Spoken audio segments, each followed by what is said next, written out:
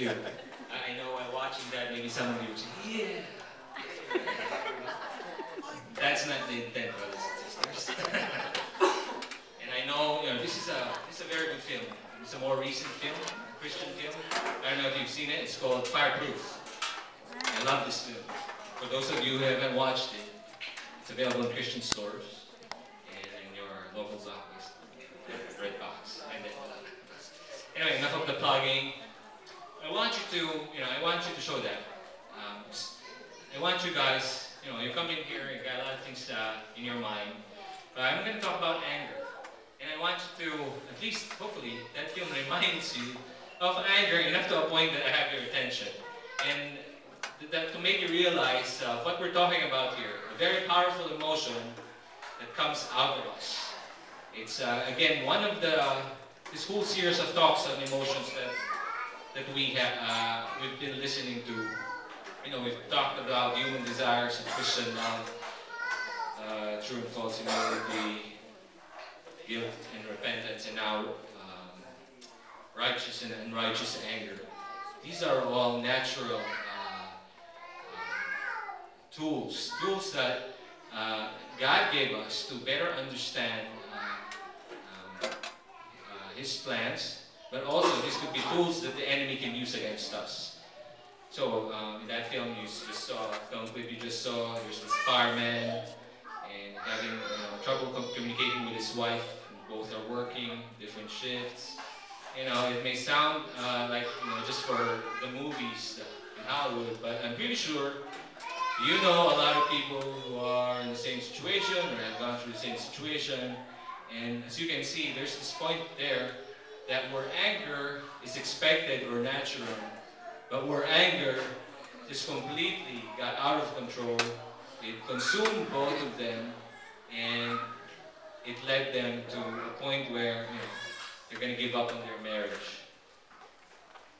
Okay, so in this talk we will begin to consider the emotions directed outward. Part of, this is actually like a combo talk. The other one is fear and faith. That will be the next talk. I think those two go together. So this is part 1 and 2. So anger.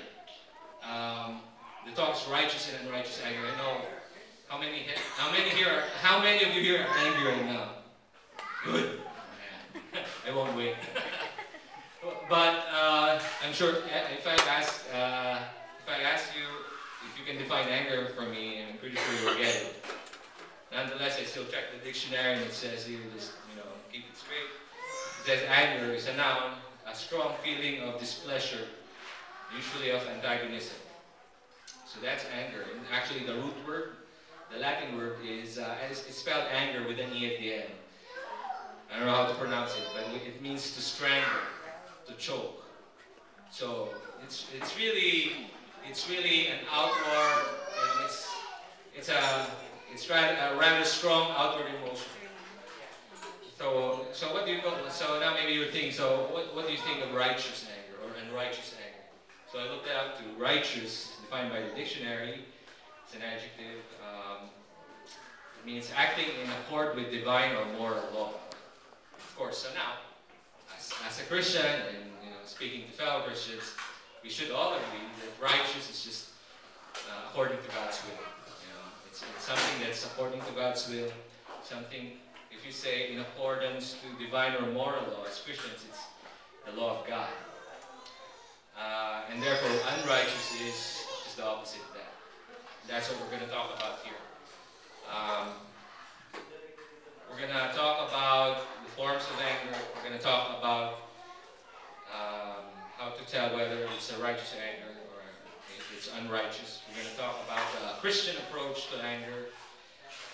We're going to talk about how to handle anger in difficult situations and how to handle problems with anger. And then in the end, I'm going to leave you with my own personal thoughts on the reflection I had while preparing for this talk. So anger has many forms, brothers and sisters. It can be from mild irritation to intense fury or rage. Anger has a lot of synonyms. Wrath, fury, you can be irate. There's a lot of words that came out because anger comes in many forms. When you lose your temper, when you have outbursts of anger, when anger comes in a physical form, like attacking others physically, hitting things, throwing things. But it also comes in, not in action, but just by words, verbal abuse, negativity, cynicism, being too critical, sarcasm. And sometimes anger comes in the form where it's disguised in laughter, and it's barbed humor, negative humor. You laugh, and there's actually anger expressed through that. So, if you're thinking of anger right now, something like, I think now of the volcano in Iceland, the fury of that volcano bursting from within and then coming out. That's a good way to think about anger.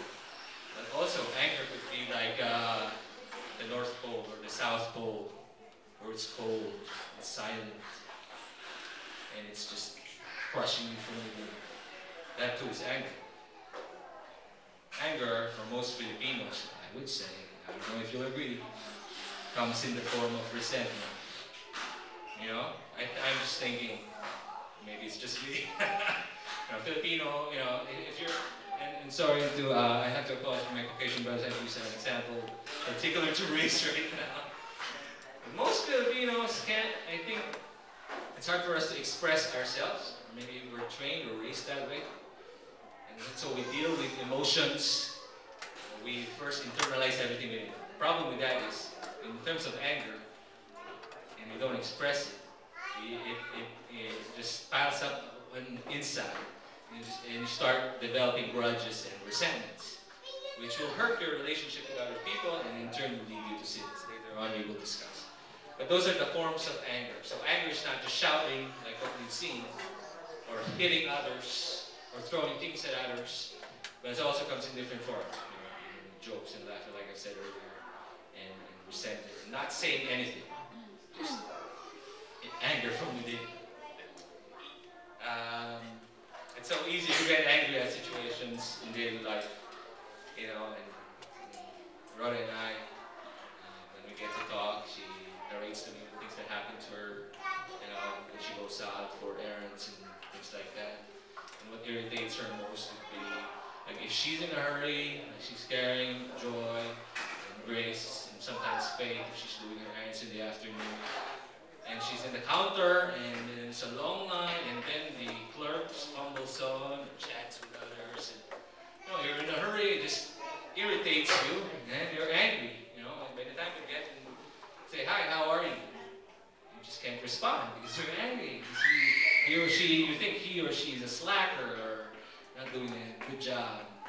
Those are the common things. And also, when driving, for the men, when driving, you're having, listening to your Bob Duco show, or Catholic radio, and then somebody cuts you, and then you start cursing.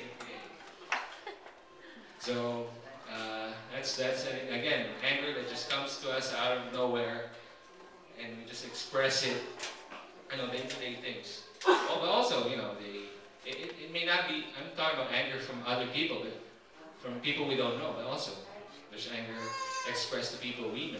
Even, for me, when one of my children is so, it's hard to control, they get me to be angry too. It may not really be them that cause it, that's the reason behind my anger, but they're the trigger. Or your spouse, or your best friend, or brother and sister in the community, or your parent, or your boss, if you're at work. So, I just gave you an overview of different areas and times in our lives, or situations in our lives where we may experience anger, and we know it, sometimes we don't know it, but I want you to be aware that there are ways, as a Christian, we can deal and respond to this emotion that we feel, that we call anger. Moving on, the Christian approach to anger. The scriptural view of anger, how to respond to it, is for us to be cautious and not